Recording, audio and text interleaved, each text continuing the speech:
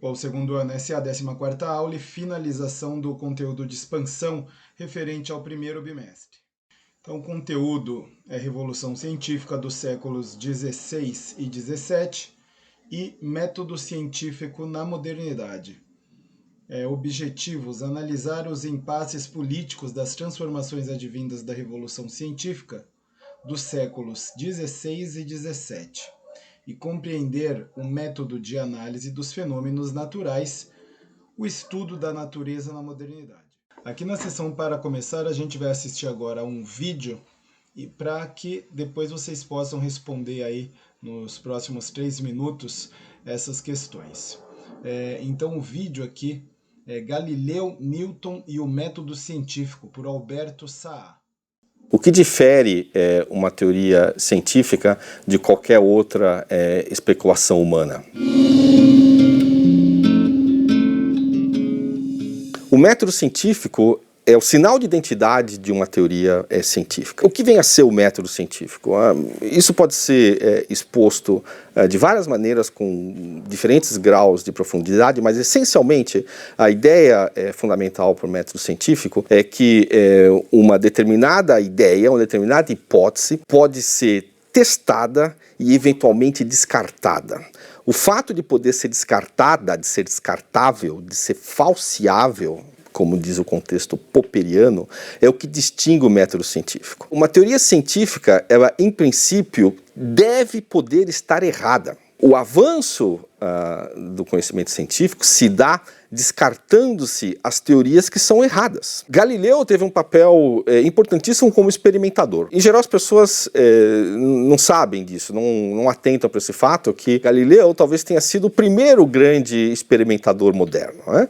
E Galileu ele chegou a construir telescópio com os quais ele conseguiu verificar, por exemplo, a existência de pequenos satélites de Lua em Saturno, em Júpiter, né? Com essas observações, ele conseguiu demonstrar efetivamente que o modelo ptolomaico estava errado, né? O modelo ptolomaico não previa a possibilidade de existência de pequenos satélites e luas em planetas como Júpiter e Saturno. Essas observações de Galileu podem ser consideradas as primeiras evidências científicas a favor da concepção copernicana. Outra faceta interessante de Galileu tem a ver com a famosa suposto experimento que ele teria realizado na Torre de Pisa, em que ele deixava cair 2 corpos de constituição diferentes, com massas diferentes, e esses 2 corpos chegariam ao mesmo instante no chão. O que tem de interessante nessa história é que provavelmente ela é falsa. Sendo falsa,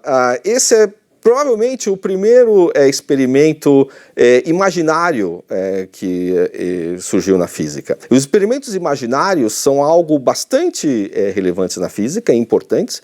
São experimentos que você não realiza, mas você imagina. Prevendo os eventuais resultados desses experimentos, você faz testes de consistência interna nas teorias. Quem usou de maneira bastante intensa os experimentos imaginários foi o Einstein. Agora, o Galileu é um pioneiro disso, talvez o primeiro a ter usado essas técnicas de experimentos imaginários. Newton surge no panorama da ciência logo em seguida a Galileu. De fato, Newton nasce no ano da morte de Galileu, no ano seguinte à morte de Galileu. E Newton é o grande arquiteto da física e também da matemática moderna. Ele desenvolve teorias extremamente sofisticadas do ponto de vista matemático para a época. Ele inventa o que veio a ser o nosso cálculo integral e diferencial e aplica essas suas invenções matemáticas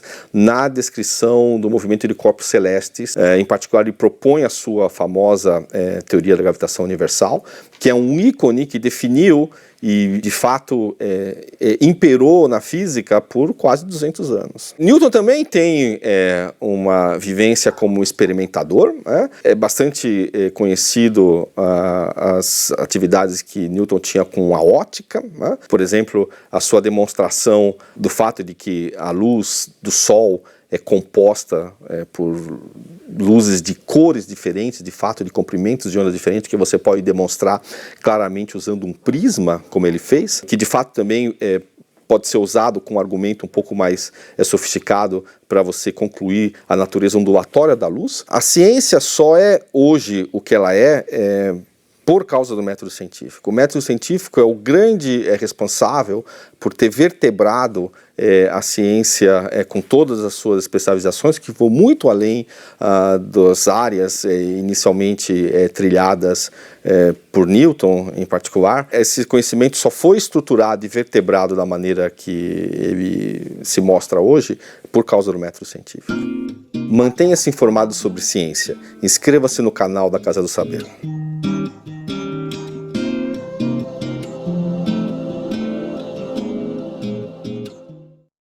Bom, terminado o vídeo, vocês vão ler aqui essas questões, vão responder essas questões, lembrando que são questões aí que propõem uma reflexão sobre o tema, tá bom?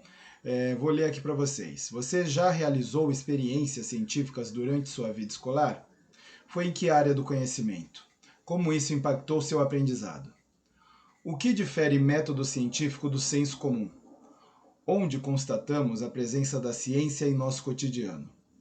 Para responder essas questões, a gente tem aí 3 minutos.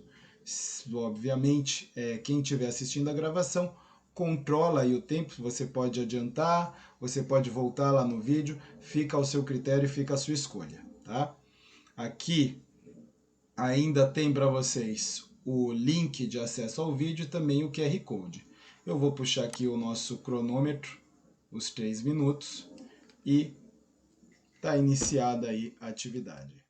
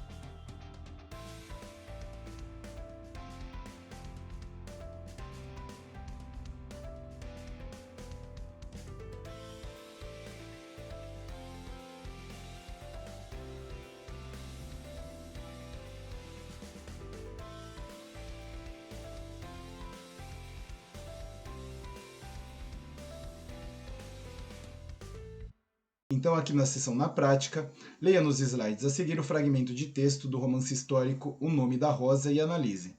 Qual instituição detinha maior poder durante o período em que se passa o romance O Nome da Rosa? Qual é o método adotado pelo monge franciscano Guilherme para a condução da investigação? Pela leitura, a atitude do monge é científica ou religiosa em seus princípios? Por que o aprendiz Adso se admira do modo de raciocinar do mestre? Em que sentido contrariava as perspectivas do pensamento religioso? Então, antes de continuar a sessão na prática, você tem a sessão para saber mais, que vai falar um pouquinho do livro, da obra O Nome da Rosa. Então vamos lá. O Nome da Rosa é um romance histórico no qual o monge Guilherme de Baskerville investiga uma série de mortes em um mosteiro beneditino, na Itália, no contexto da Idade Média, século XIV, ano de 1327. A narrativa é uma história de mistério e investigação, relacionada à manutenção de uma biblioteca secreta em que obras apócrifas, ou seja, sem origem conhecida, seriam lidas. Os monges que, entre aspas, ousavam ler ou copiar esses livros, no caso os monges copistas, morriam ao manusearem suas obras envenenadas, provavelmente o tratado sobre a Comédia, obra perdida de Aristóteles. Como afirma Guilherme, abre aspas, livro proibido. Proibido, melhor dizendo, pelas custódias autoritárias que temem ideias que contém. Umberto Eco, então nasceu em 1932 em Alexandria, morreu em 2016 em Milão. Foi filósofo medievalista, semiólogo, crítico literário. Estreou na ficção com a obra O Nome da Rosa, de 1980. Escreveu também O Pêndulo de Foucault, A Ilha do Dia Anterior, Baudolino, A Misteriosa Chama da Rainha Luana e Cemitério de Praga, além do Número Zero. Então, esse daí é um pouquinho da obra e um pouquinho também do autor, Umberto Eco. Mas vamos lá para a sessão na prática. Então, aqui na prática, vamos ao leitor. Texto 1, uma verdade provável.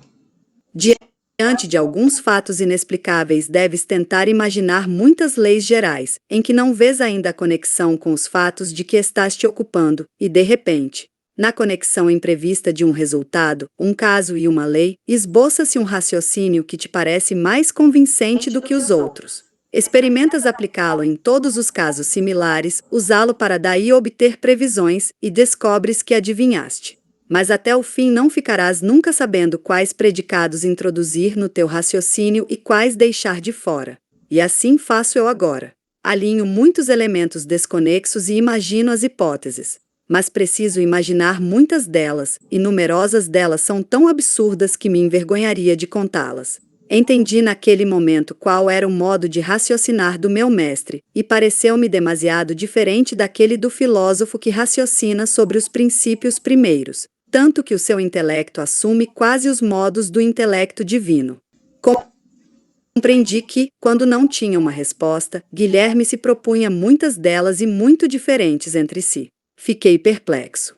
Mas então, ousei comentar, estais ainda longe da solução, estou pertíssimo, disse Guilherme, mas não sei de qual. Então não tendes uma única resposta para vossas perguntas? Adso, se a tivesse ensinaria teologia em Paris. Em Paris eles têm sempre a resposta verdadeira? Nunca, disse Guilherme, mas são muito seguros de seus erros. E vós, disse eu com impertinência infantil, nunca cometeis erros? Frequentemente, respondeu. Mas ao invés de conceber um único erro, imagino muitos, assim não me torno escravo de nenhum. O Nome da Rosa, Umberto Eco, 1983.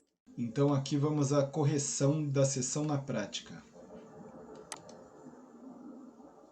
A fonte apresenta as contradições entre a mentalidade e o papel da Igreja Católica no contexto da Baixa Idade Média e o pensamento científico, ainda que dentro da própria instituição, revelando seu papel em todos os campos da sociedade, incluindo seus interesses políticos. A partir das informações da narrativa, é possível inferir que as investigações de Guilherme partem de um método experimental e hipotético, semelhante ao pensamento científico.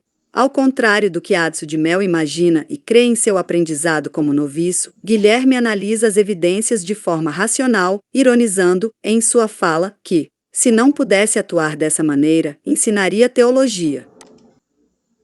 Guilherme parece articular os princípios da fé com a racionalidade filosófica, bastante desenvolvida nas universidades do período, típicos da escolástica dos séculos XII a XV, ainda que reitere sua admiração a quem considera um mestre, Roger Bacon. De 1214 a 1294, filósofo, teólogo e cientista medieval inglês que, em seu compêndio Studii Philosophiae, fez graves ataques contra o clero, tornando-se indesejável, bem como os religiosos da época. Foi perseguido em várias ocasiões por conta de ideias pouco enquadradas no mundo escolástico.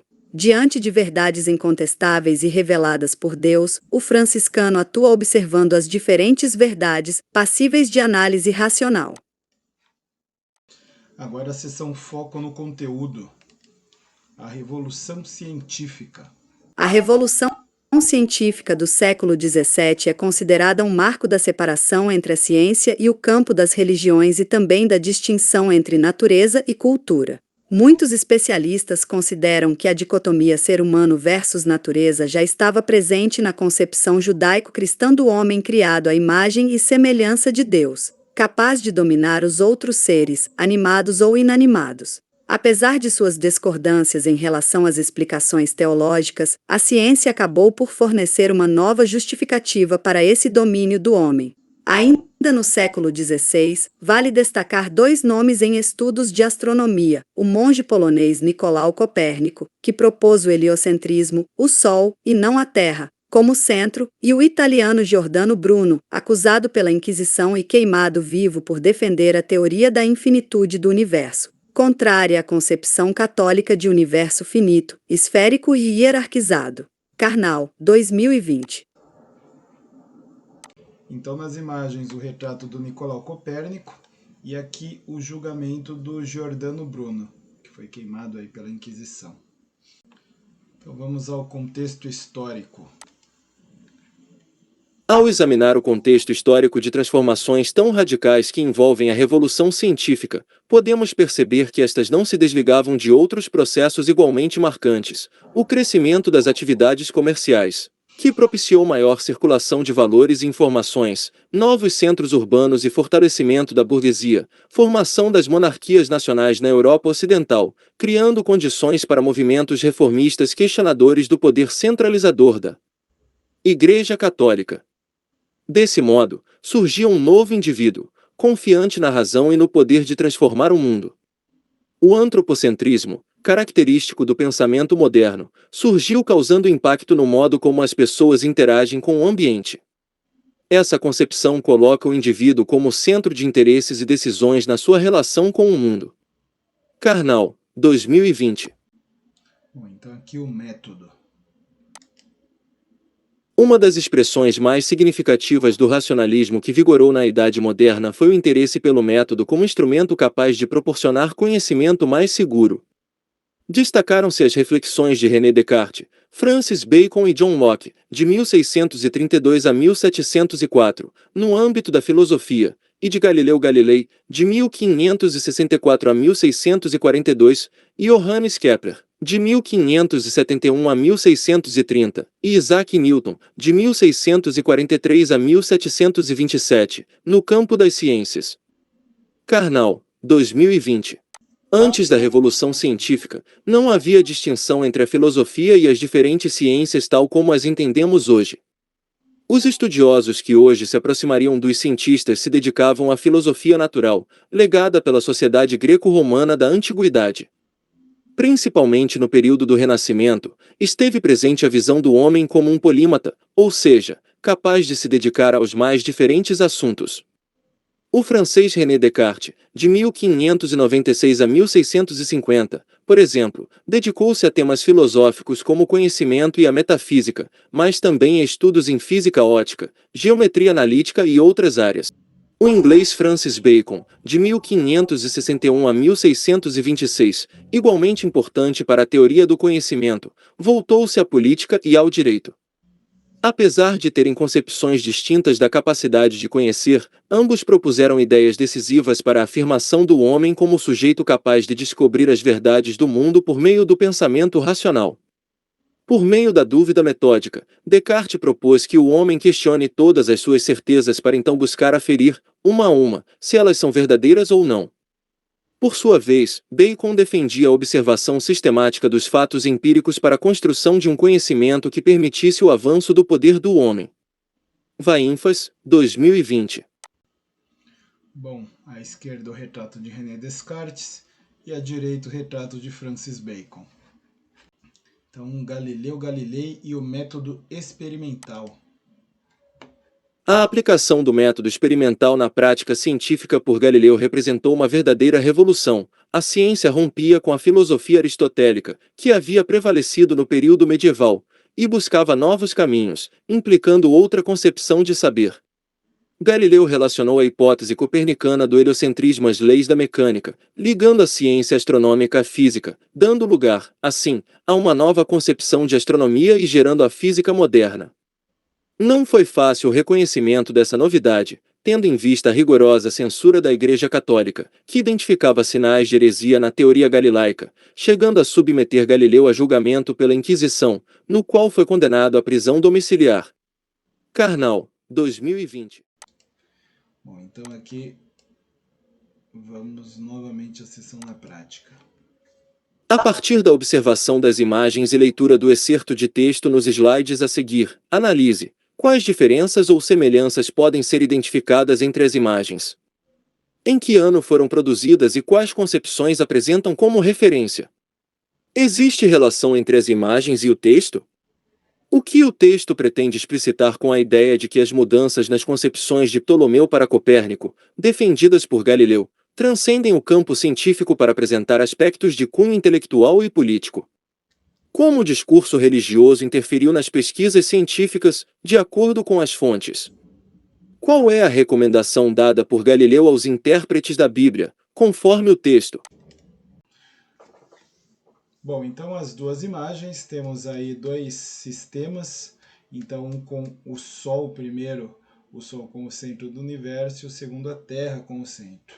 Então, essas daí são as fontes.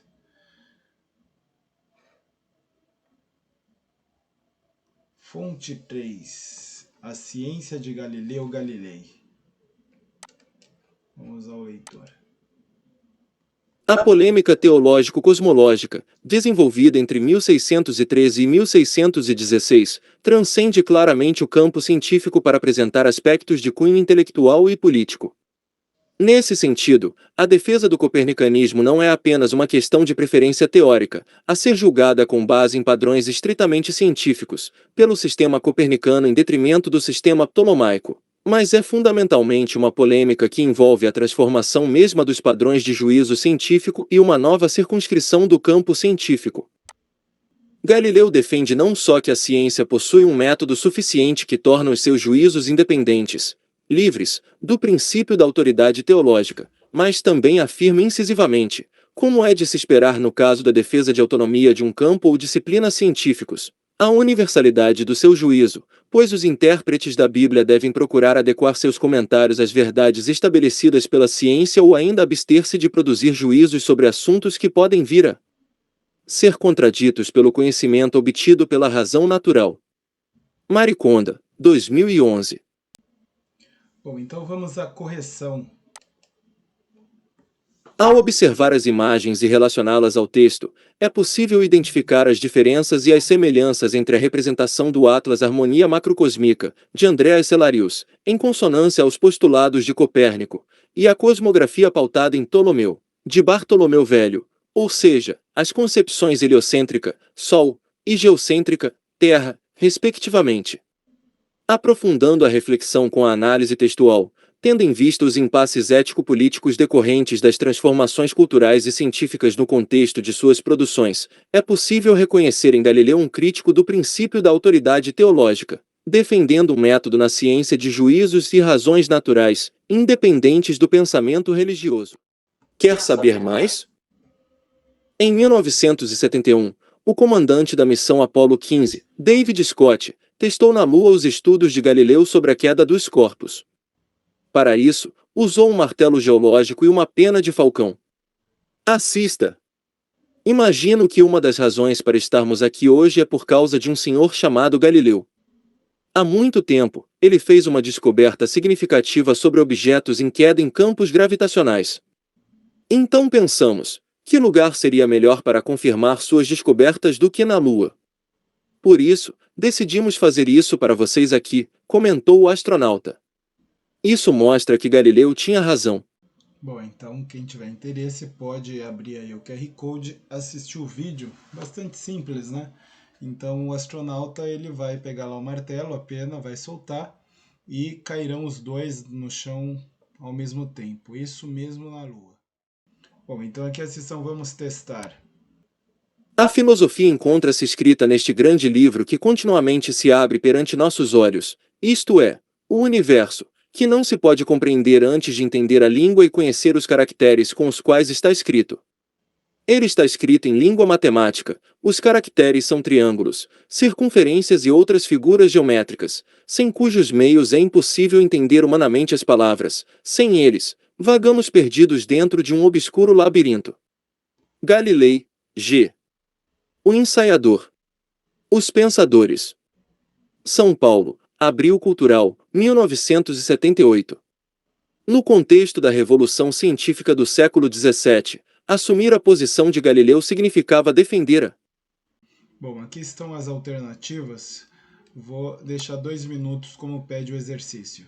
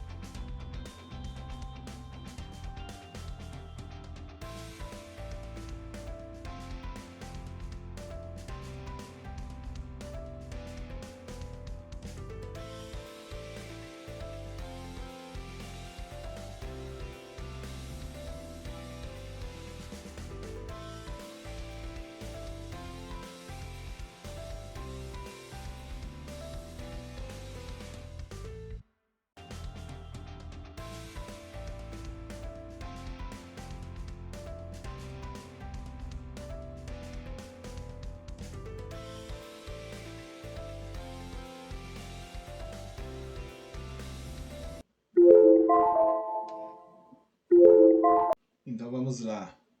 No contexto da Revolução Científica do século XVII, assumir a posição de Galileu significava defender a. Então vamos às alternativas. Alternativa A, continuidade do vínculo entre ciência e fé dominante na Idade Média. Não, se você está falando de revolução, né, você já mata aí. Continuidade não tem nada a ver com revolução, né? Então vamos para B, necessidade de o estudo linguístico ser acompanhado do exame matemático. Em nenhum momento isso aí foi trabalhado, foi dito no material. Tá? Então, linguística ter necessariamente uma obrigatoriedade de estar acompanhado de estudo, né, do exame matemático, a gente não abordou isso em todo esse material. Tá? A C, oposição da nova física quantitativa aos pressupostos da filosofia escolástica.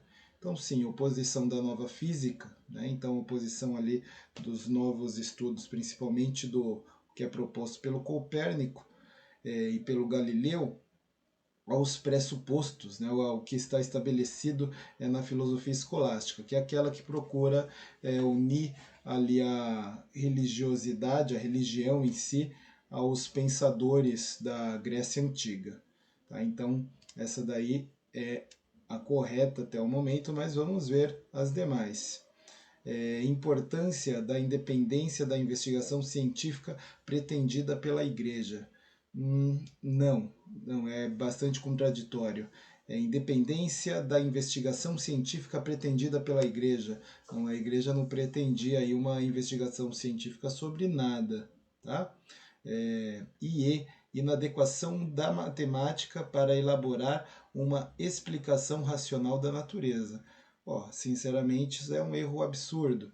Então, a matemática ela é bastante adequada, né, para explicar de forma racional a natureza. Então, correto mesmo é a alternativa C. Mas vamos aqui ver o que diz o material. Realmente. Então, deixa eu colocar aqui a leitura direta. Vamos lá. C. Oposição da nova física quantitativa aos pressupostos da filosofia escolástica. Galileu foi um dos principais representantes da chamada Revolução Científica, que ocorreu na Europa durante os séculos XVI e XVII e que marcou uma mudança radical no modo como a ciência era entendida e praticada. Ele defendia o uso da matemática como uma forma de descrever e entender os fenômenos naturais e acreditava que a física quantitativa poderia ser usada para explicar os fenômenos da natureza de maneira mais precisa e racional do que a filosofia escolástica, que se baseava em argumentos lógicos e teóricos. Então, na sessão que aprendemos hoje, analisamos os impasses políticos das transformações advindas da Revolução Científica dos séculos XVI e XVII e compreendemos um método de análise dos fenômenos naturais, o estudo da natureza na modernidade. Anotem suas dúvidas, pessoal, e aí na sala de aula, segunda-feira, a gente esclarece tudo, tá? Então, tchau, tchau, até segunda.